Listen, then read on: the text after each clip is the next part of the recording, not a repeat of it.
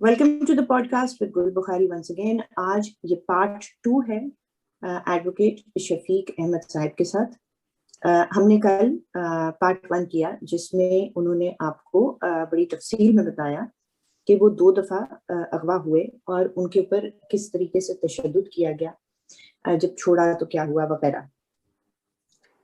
तो आज हम अगवा के बाद की बातें आपसे करना चाहते हैं जो उतनी ही अहम होती हैं जितनी ये तफासील के अगवा के दौरान क्या हुआ और क्यों अगवा हुआ और कैसे छूटे। जो ये वाली बातें हैं ये आज हम करेंगे। बहुत बहुत शुक्रिया शफीक साहब दोबारा टाइम देने का। मैं अगर स्टार्ट करूं आपसे शफीक साहब के, आप यहाँ से बताना शुरू करें कि आपका फैमिली स्ट्रक्चर क्या है। आप मैरिड हैं, आपके कितने बहन भाई हैं, माँ बाप, थोड़ा सा अपना फैमिली का बताइएगा। पेरेंट्स जो है वो उनकी डेथ हो चुकी है। 3 भाई और 1 बहन है और उनमें से एक भाई जो सबसे बड़े थे उनकी 2018 में डेथ हो गई। सडन हार्ट अटैक हुआ तो 2018 में उनकी डेथ हो गई। अब 2 भाई हैं, 1 बहन है, दोनों मैरिड है। बहन भी मैरिड है, भाई भी मैरिड है और मैं अभी तक अनमैरिड हूँ। ओके, तो आप भाइयों के साथ रहते थे, आपका घर का क्या माहौल? जी, कंबाइंड फैमिली सिस्टम। तो आप 3 भाई इकट्ठे रहते हैं और बहन आपकी शादीशुदा है? जी, उकाड़ा में। जी, उकाड़ा में। अच्छा, तो दूसरी मर्तबा 2019 के दिसंबर में आप रिहा होके घर आ गए। तो पहले तो जरा अपने भाइयों का, अपनी बहन का वहां से शुरू करेंगे, फिर आपके दोस्त अहबाब, आपके कोलीग्स, आपके क्लाइंट्स, वहां तक चलते जाएंगे। तो सबसे पहले फैमिली का बताइए कि इनका क्या हाल था, इनका क्या रिएक्शन था, इन पे क्या असर पड़ा और आपकी जो उनसे ताल्लुकात थे उस पर। इसमें जो घर का जो है वो भाभियां या वो भाई या वो बहन वगैरह वो सब वो एक था कि ये क्यों ये हो रहा है और ये क्या मामला है और ये आप ये लिखना वगैरह जो है वो छोड़ दो। उनका क्लियरली था क्योंकि उससे पहले FIA ने जब रेड शुरू किए घर पे, पहले 1 दफा किया, फिर उसके बाद दूसरी दफा किया। उसके अलावा जो है वो मुख्तलिफ दोस्तों के घरों में रेड करना शुरू कर दिए और एक जगह पे जो है वो उनकी FIA वाले जो है फूड डिपार्टमेंट के बन के गए और वो तलक कलामी फैक्ट्री पे उन्होंने रेड किया कि उनका ख्याल था कि वहां पे मैं होऊंगा। तो वो अल्टीमेटली जो इतने वो ज्यादा FIA ने और साथ में कुछ और प्राइवेट गाड़ियां होती थी, वो जो नामालूम अफराद वाली गाड़ियां जो है वीगो वगैरह, तो इतना वो टेरर इन्होंने वो फैला दिया कि वो हर आदमी जो है वो एक डर के और सहम के जो है ना वो दोस्त अहबाब सारे जो है वो। तो आपकी फैमिली ने आपसे, भाइयों ने, भाभियों ने ये कहा कि आप ये काम छोड़ दें? ये आप जो सोशल मीडिया एक्टिविटीज है इसे बंद कर दो क्योंकि ये घर पे रेड हो रहे हैं। आज तक नहीं हुआ कि हमारे घर पे कभी रेड हुआ हो तो पुलिस आई हो और इस तरह वो अंदर जो है वो घर में घुसा है। तो ये पहली दफा हमारी वो हुआ था ये एक ऐसा रेड जिसमें इस तरह के मामला बने। अदरवाइज इतनी हिम्मत पुलिस की कभी पुलिस हो या FIA हो इस तरह जो है वो उठा के जो है वो घर में आ जाए। तो ये खुदा का शुक्र है कि एक बताएंगे रेड में क्या होता था, फैमिली को किस तरीके से हरासा किया गया? आपकी रेड में क्या होता था? वही डराना धमकाना कि हम ये कर देंगे, हम वो कर देंगे, फलां कर देंगे। उसके अलावा कुछ दोस्तों को जो है वो टॉर्चर तो नहीं किया गया लेकिन गाड़ियों में बिठा के ले जाया गया और उन्हें कहा गया कि ये किधर होता है, क्या एक्टिविटी है, क्या इसके मामला है, क्या है ये। उन्होंने कहा कि आपको सब पता है, हमसे ज्यादा आपको पता है। तो उनको प्रेशराइज करना, इसकी वजह से वो सारे जो दोस्त थे वो डर के मारे। अल्टीमेटली एक कोई कारोबारी आदमी है या कोई जॉब वाला आदमी है तो वो थोड़ा सा वो डर जाता है कि ऐसी मुझे भी कोई नुकसान ना पहुंच जाए। तो उसकी वजह से वो काफी दोस्त वगैरह टोटली वो क्या ये कहना दुरुस्त होगा कि 2 मर्तबा अगवा कर लेने के बाद वो कामयाब नहीं हुए आपको खामोश कराने पर, तो फिर उन्होंने आपकी फैमिली को और आपके दोस्तों को हरासा करना शुरू किया ताकि उनके थ्रू आपको चुप कराया जाए। दोस्तों और फैमिली को हिरासत करने का सिलसिला तो अगवा से पहले ही शुरू कर दिया गया। अच्छा। जब FIA ने मुकदमे अप्रैल में बनाए, मई में बनाए, अबडक्शन जो है फर्स्ट वो जून में हुई, 2 दिसंबर में हुई, लेकिन उससे पहले ये पूरा एक वो टेरर जो है ना वो फैला चुके थे पूरे शहर में कि इवन जो एडवोकेट्स जो हैं उनको अप्रोच किया गया कि आप जो है वो इससे जो है वो दूर रहें, ये करें, वो करें, फलां करें। तो ये चीजें भी जो है वो तो क्या लोगों ने दूर रहना शुरू कर दिया? तो आपको थोड़ा सा उन्होंने अवॉइड करना शुरू कर दिया, कुछ मैंने शुरू कर दिया, क्योंकि मैं नहीं चाहता था कि मेरी वजह से मेरी फैमिली जो है वो सफर करे, मेरे दोस्त जो हैं वो मुश्किलात का सामना करें, वो गाड़ियों पे जो है घूमते फिरें और वो इन्वेस्टिगेशन जो है वो भुगतते फिरें मेरी वजह से, उन पे मुकदमात बने, जैसे कि एक मुकदमा बना भी। अच्छा, किस पर? इन्होंने FIA ने मुकदमा बनाया, एक फैक्ट्री दोस्त है उसकी फैक्ट्री, वहाँ पे ये जो बनाते हैं ये बच्चों के जो खाने की चीजें होती, लेज और इस टाइप की जो है, तो वहाँ पे ये फूड डिपार्टमेंट वाले बन के गए। तो उन्होंने कहा कि ये आपके पास अपना पहले बताएं कि आप फूड डिपार्टमेंट का अपना कोई ID कार्ड वगैरह दिखाएं, वहां पे इनकी तलब कलामी हो गई। तो इन्होंने उनपे भी मुकदमा दे दिया, वो 8-10 लोगों को साथ मुझे नामजद करके, मुझे पता भी कोई नहीं, मैं उपाड़ा में था भी नहीं, तो कि ये हमें पता चला है कि हम रेड करने गए हैं। ये तो तब था ना जब ये दूसरे अखबार से पहले आपको ढूंढ रहे थे, ऐसा ही है? हाँ, ये तो। अच्छा, इसमें आपने मुझे बहुत मज़ाका खेज एक बात बताई थी, वो जरा बयान कीजिएगा हमारे ऑडियंसेस के लिए, कि जब ये फूड डिपार्टमेंट वाले बन के इन्होंने रेड किया था आपको ढूंढने के लिए, आपको अगवा करने के लिए सेकंड टाइम, तो आगे से फैक्ट्री वालों ने क्या किया था? नहीं, जब उन्होंने कहा फूड डिपार्टमेंट है, उसके बाद जो है ना, जब उन्होंने इधर उधर देख लिया नहीं मिले, तो कहते चले हमें जरा पैसे दें, हम ये करते हैं। इन्होंने कहा कि चलो नहीं मिला तो ये करते हैं। फिर वो उन्होंने थोड़ा सा फिर मट्टी मुट्टी झाड़ दी और मुकदमा वो मुझ पे बन गया, उन पे तो बनना ही बनना था, साथ मुझ पे भी बन गया। तो वो थोड़ी सी वो डेंटिंग पेंटिंग उन्होंने कर दी उनकी FIA वालों की, और साथ जो वो 1-2 और भी लोग थे उनके जो है, तो क्योंकि फैक्ट्री में काफी ज्यादा वो मुलाजमीन थे, तो वो फूड डिपार्टमेंट वाले ही समझ के उन्होंने मारा, उन्हें नहीं पता था कि ये महकमा ज़राअत के हैं या FIA के हैं। नाजरीन, आपको शफीक बता रहे हैं, आपको शफीक ये बता रहे हैं कि ये क्योंकि फूड अथॉरिटी बनकर गए थे, तो फैक्ट्री में जो लोग थे उन्होंने इनको पकड़ के कुट दिया, जरा सादा अल्फाज में जी।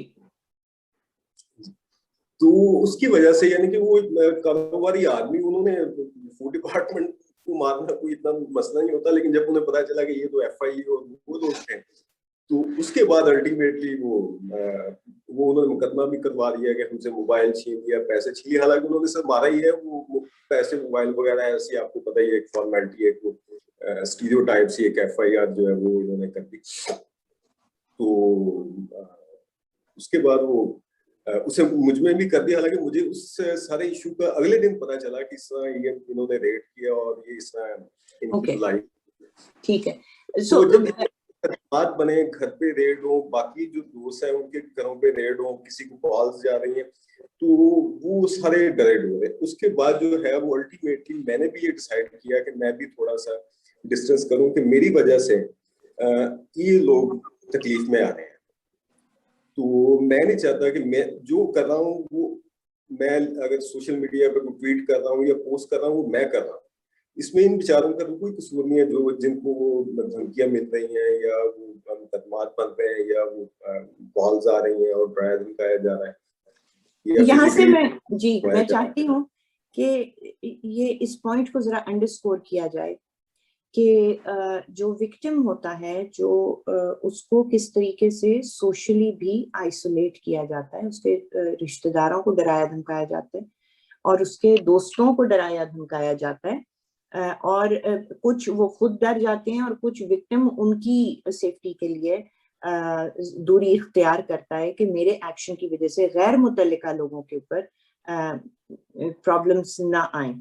तो इसका रिजल्ट क्या था शफीक साहब कि आप किस हद तक आइसोलेट हुए?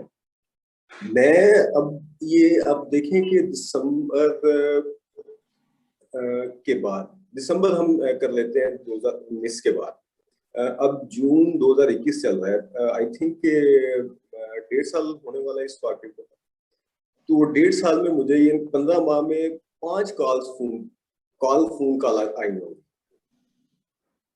जो रेगुलर लाइन पे। इवन अब कुछ अरसे से व्हाट्सएप पे भी कॉल करते हुए दोस्त डरते हैं कि मे बी इसका व्हाट्सएप भी ना ट्रेस हो। तो आइसोलेशन ये है कि 1 साल से ज्यादा हो गया, घर नहीं जा सका। लाहौर हूँ, कभी इस्लामाबाद हूँ, कभी किस जगह पे हूँ, तो कि जाऊंगा वापस तो अल्टीमेटली फिर मसाइल, क्योंकि इन्होंने दोबारा जो है वो आपके इल्म में होगा जी, 2-3 माह पहले भी एक मुकदमा FIA ने दिया। उस पे आते हैं शफीक साहब, अगर आपको 1.5 साल में 5 कॉलें आई हैं पुराने दोस्तों की, आपको नए दोस्त मिले, नए सपोर्टर मिले? जी जी, अब जैसे दोस्त जो है वो नूरानी साहब हो गए और पेशवा दोस्त हो गए, तो ये दोबारा एक जो सोशल मीडिया फैमिली है वही एक फैमिली बन के रहेगी। अदरवाइज जो वो असल फैमिली जो है, या जो बचपन के दोस्त हैं जिनके साथ पूरी एक लाइफ गुजरी, वो टोटली वो खत्म हो गई। अच्छा, मैं अब स्पेसिफिकली मेंटल हेल्थ की तरफ आना चाहती हूँ। मैं आपसे पूछना चाहती हूँ कि जब कोई इस तरह से टॉर्चर होता है और फिर उसके ऊपर एक तो दोस्तों का और फैमिली का हमने डिस्कस कर लिया, इस सारी चीजों का जो वो एक्चुअल टॉर्चर था, फिर फैमिली, फिर दोस्तों को हटाना आपसे, इसका कोई ज़हनी इफेक्ट हुआ आपके ऊपर? अब वो यही हर टाइम वो रहता है। अब मैं लाहौर में पंजाब बार लॉजिस में था और वो करीबी हाई कोर्ट, तो हाई कोर्ट में जाना होता था तो मुझे ये होता था कि पता नहीं हाई कोर्ट जाते हुए पीछे से एकदम से गाड़ी आएगी और जो है ना वो दोबारा अगवा कर लिया जाए। और हर आदमी जो है वो एक बात करता है तो वो ऐसे लगता है कि जैसे पता नहीं ये उनका आदमी है या क्या कर रहा है। कोई देख रहा होता है तो मुझे ऐसे लगता है कि ये स्पेसिफिकली मुझे नोट कर रहा है। पैरानोया। हाँ, तो मुझे वो नोट कर रहा है और वो ये उन्हीं का आदमी है और मुझ पर नजर रखे हुए है। तो अजीब वो एक ज़हनी तौर पे जो है वो, अब कोई मुझे वो अगर वो एडवाइस कर रहा है तो अक्सर मैं उसे नेगेटिव ले जाता हूँ कि पता नहीं ये मुझे डराने की ट्राई कर रहा है। तो ये काफी ज्यादा वो जो है नफसियाती तौर पे भी डिस्टर्बेंस अभी तक जो है वो है ये चीज।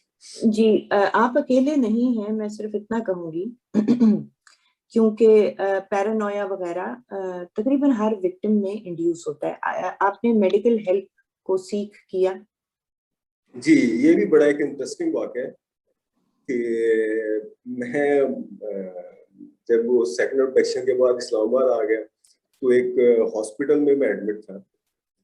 तो वहां पे जस्ट ये था कि ये वाला जो है वो जख्म वगैरह और बाकी जो है वो बताया कि, और ये अफेक्शन के बारे में नहीं बताया, जो असल साइकोलॉजिकल इशू था, क्योंकि जख्म तो थोड़े वो दिनों में वो ठीक हो जाते हैं, हील अप हो जाते हैं, वो कोई इशू नहीं होता। तो जैसे ही मैंने वो डॉक्टर को थोड़ा सा बताने की कोशिश की कि मेरे साथ असल इशू ये है, तो विद इन मिनट उन्होंने मुझे अपने हॉस्पिटल से बाहर निकाला, मुझे डिस्चार्ज कर दिया गया। बताया ये एक साइकाइट्रिस्ट जो है उसकी बात मैंने जो डॉक्टर, वो इतना वो अभी मैंने बताना शुरू किया तो उसने कहा ठीक है तो हम कल के सेशन में देखेंगे। और मैं दोबारा अपने कमरे में नहीं पहुंचा मैं, और मुझे वो नर्स आई, उसने कहा कि जी आपको डिस्चार्ज कर दिया, आप जा सकते हैं।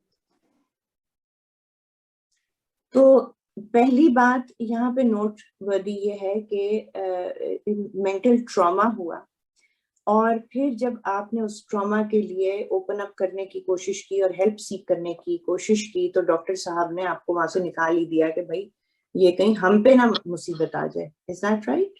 बिल्कुल ये। अच्छा, उसके बाद आपने कहीं और से हेल्प सीख की ताकि आपकी जो जो जहनी तकलीफ है डिफिकल्टी है उसको आपने फिर इलाज विलाज के लिए किसी और नहीं, से रुजू किया? उसके बाद नहीं, फिर मैंने, क्योंकि वो अपने तौर पे या एक खुद को मैं स्टेबल रखता हूँ, तो लेकिन वो है, और एक खुद से जो है वो ट्राई करता हूँ कि नॉर्मलाइज रखने चीजों को, और सारा जो है। अच्छा, मैं 2 और सवाल करूंगी और उसके बाद अगर कुछ आपने इजाफी कहना होगा तो जरूर कहिएगा। हमने डिस्कस किया साइकोलॉजिकल इम्पैक्ट, इम्पैक्ट फैमिली के ऊपर, इम्पैक्ट आपकी रिलेशनशिप्स के ऊपर और आपके दोस्तियों पे। अब मैं आपसे पूछूंगी फाइनेंशियल इम्पैक्ट, और उसी के साथ जुड़ा हुआ है, 2 तो सवाल फर्क नहीं है, आपकी जो लॉ प्रैक्टिस है उस पे कोई इफेक्ट आया और आपकी फाइनेंशियल हालात के ऊपर क्या इम्पैक्ट आया?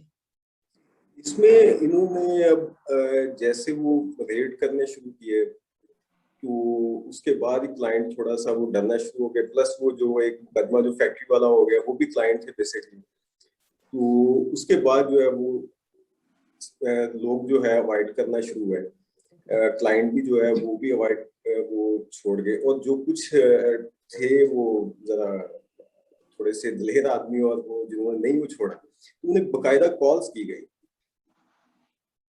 ओके, कि क्या? आप अपना वकील बदल लें। वो नामालूम नंबर, जो नंबर शो नहीं होता, 9 नंबर से वो कॉल आती थी, और एक ही बात होती थी कि अपना वकील बदल लें, अदरवाइज जो है फिर वो डराना। तो लोग वकील बदल लेते थे फिर क्या? जी, बदल लेते थे। अच्छा, तो इससे आपकी जाहिर है कमाई पे असर आया होगा। बिल्कुल खत्म होगी वकालत तो मेरी। तो यहाँ पे नाजरीन को एक दफा स्ट्रेस करके बताते हैं कि एक शख्स जिसको अगवा किया जाता है सिर्फ इसलिए कि वो अपना फ्रीडम ऑफ स्पीच इस्तेमाल करता है, उसको सिर्फ फिजिकली और इलीगली उठाया नहीं जाता, उसको टॉर्चर किया जाता है, बल्कि फिर उसको हर तरीके से किया जाता है, यानी खत्म करने की कोशिश की जाती है कि उसके रिश्ते खत्म हो, उसकी दोस्तियां खत्म हो, उसका कारोबार खत्म हो, उसकी रोजी रोटी खत्म हो। ये हैं वो लोग जो फिर इस तरह से फ्रीडम ऑफ एक्सप्रेशन को खत्म करने की कोशिश करते हैं। मेरा अपना आखिरी सवाल आपसे ये है कि आपकी वकला बरादरी ने आपका साथ दिया। मुझे मालूम है कि आबिद साथी साहब का तो नाम बहुत प्रोमिनेंट है, उसके बारे में आपका क्या कहना है?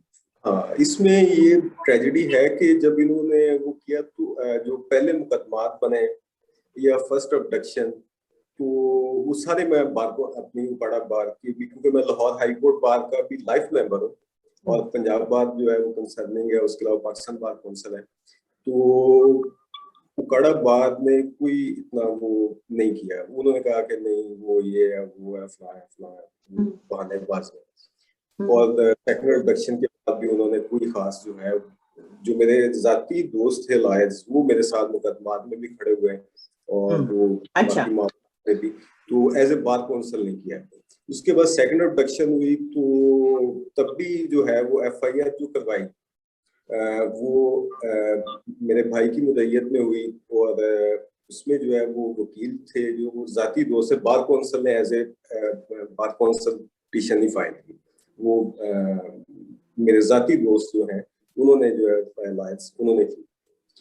तो इसी तरह वो ना ही Lahore high court bar association ने, ना ही पंजाब बार, ना ही पाकिस्तान बार काउंसिल ने इस पे कोई दिया।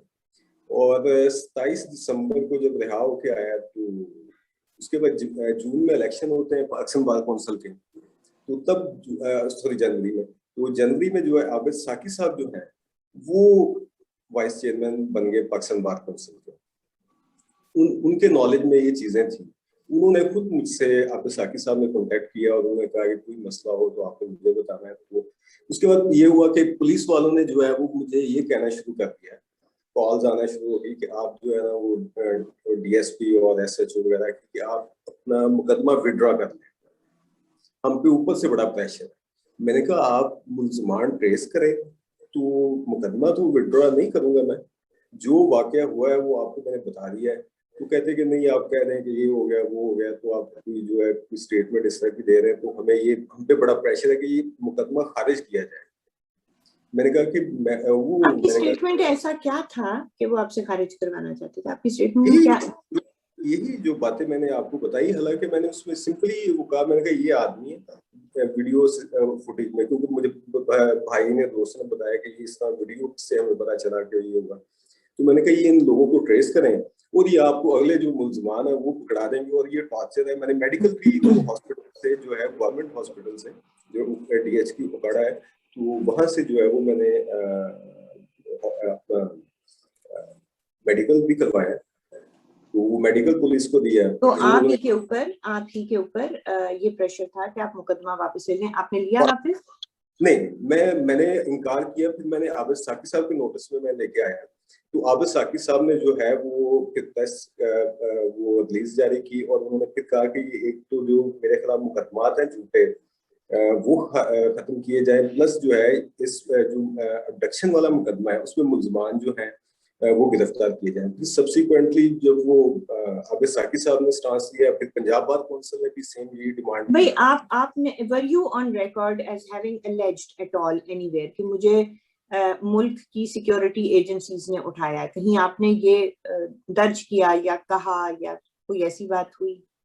नहीं, बयान में ये बात मैंने कहा कि आप आदमी पहचाने, आपको सारा पता है कि ये कौन है और कौन लोग हैं, इनमें आप लोग भी मैंने कहा कि शामिल हैं। जो आप मुझे कह रहे हैं कि हमें ऊपर से प्रेशर है, तो मैंने कहा ये जो आप कह रहे हैं कि ऊपर से प्रेशर है आपको, तो फिर वो ऊपर वालों से पूछे कि वो क्यों प्रेशर आप पे डाल रहे हैं, तो क्या वो मुल्जम है इसमें कि उन्हें डर है कि आप आदमी पकड़ेंगे तो ये निशानदेही मतलब बड़ी बड़ी इंटरेस्टिंग निशानदेही हो जाती है कि जब ऊपर से प्रेशर आता है, ऊपर से मानी कौन लोग होते हैं और वो क्यों प्रेशर डाल रहे होते हैं, तो उससे काफी लोगों को समझ आ जाती है।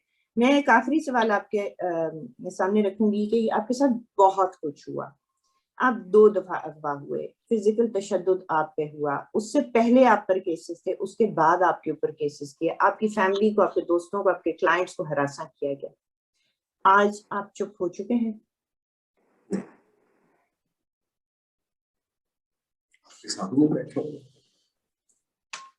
एडवोकेट शफीक अहमद साहब, नाजरीन आपके सामने बैठे हैं, आपने पूरा सुना कि क्या क्या नहीं हुआ, और सर्टेनली जो करने वाले हैं वो ये समझते हैं कि ये सब कुछ करके लोगों को चुप करा दिया जाएगा, लेकिन उनके लिए अफसोस की बात यह है कि ना जो मजलूम है वो चुप करते हैं, उसका बिल्कुल इफेक्ट होता है, उल्टा इफेक्ट होता है, वो खुलकर बात भी करते हैं और वो एक इंस्पिरेशन बनते हैं, और उनसे बढ़कर दूसरे लोग भी बोलना शुरू कर देते हैं।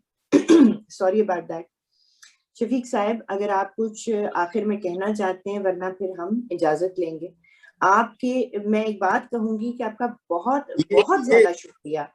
ऊपर वाले प्रेशर की एक और मैं एग्जांपल देता हूँ कि जब इन्होंने ये जनवरी में ये 2021 में ये रिसेंटली 4-5 माह पहले मुझे नोटिस भेजा, तो मैंने फौरन पाकिस्तान बार काउंसिल को बनाया। तो पाकिस्तान बार काउंसिल की जो आबिद साकी साहब ने कमेटी जो एक बनाई है, जर्नलिस्ट डिफेंस कमेटी, जो काफी सत्तू और आबसार आलम साहब बाकी सबके केसेस में जो डील किए, तो आबिद साकी साहब ने फौरन जो है वो कहा कि वो इनको इस्लामाबाद हाई कोर्ट में चैलेंज करते हैं। वो अल्टीमेटली हमने पिटीशन वो फाइल की, हाई कोर्ट ने जो है वो इन्हें गिरफ्तारी से कोई एडवांस जो है वो एक्शन से जो है कहा कि वो मना कर दिया। खैर वो 1-2 माह बाद वो दोबारा आई थी, मार्च की बात है, तो मार्च में दोबारा वो केस फिक्स हुआ जस्टिस आमिर फारूक साहब के पास। तो FIA जो है वो वहां पे आई, तो उन्होंने कहा कि जी ये देखें, हम तो जो है वो आपके खिलाफ मुकदमा जो है वो बना चुके हैं ऑलरेडी, तो वो हमने चलान बना के कोर्ट में सबमिट कर दिया, तो अदालत को जो उन्होंने ये बताया।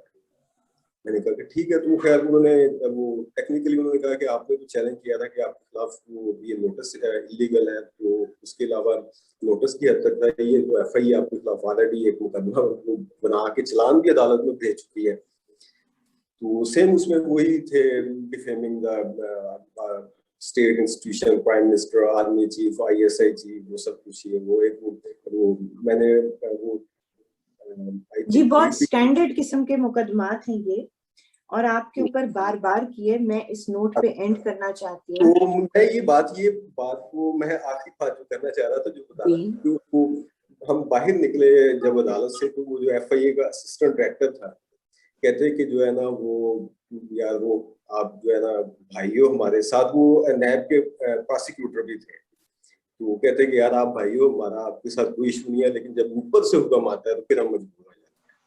ये बस ऊपर से जो हुक्म आते हैं ना, ये सारे मामला जो है ना। जी एक दिन जरूर इस ऊपर के हुक्म के ऊपर बहुत तफसीली बात करेंगे। शफीक साहब आपका बेइंतहा शुक्रिया, सिर्फ टाइम का नहीं, असल बात यह है कि आपने बहुत तफसील में, जो कभी शायद किसी विक्टिम ने इस तफसील में लोगों के आगे बयान नहीं किया, और ये बड़ा इम्पोर्टेंट है कि हमारे अवाम को भी पता चले, तफसील में पता चले। जाहिर है 70 साल से लोग अगवा भी हो रहे हैं, उन पर तशद्दुद भी हो रहा है, और ये सारे मजालिम जिस तरह से ढाए जाते हैं, और उनकी बहुत सारी एंगल्स हैं, फाइनेंशियल है, सोशल है। लेकिन जिस तफसील में आपने बयान किया उसका बहुत शुक्रिया अदा करना चाहती हूँ, और the best of luck to you. You're a survivor and you're standing tall, और आप अपनी बात पे खड़े हैं, मुतादिद केसेस के बावजूद, मुतादिद तरीकों के बावजूद जिनसे उन्होंने आपको ज़ुल्म किया, और मुतादिद मर्तबा तशद्दुद किया। मेरा ख्याल है इस सारे में जिन लोगों ने ये किया उनके लिए कुछ सीखने के लिए भी है। बहुत बहुत शुक्रिया शफीक साहब। अल्लाह हाफिज। Thank you. खुदा हाफिज।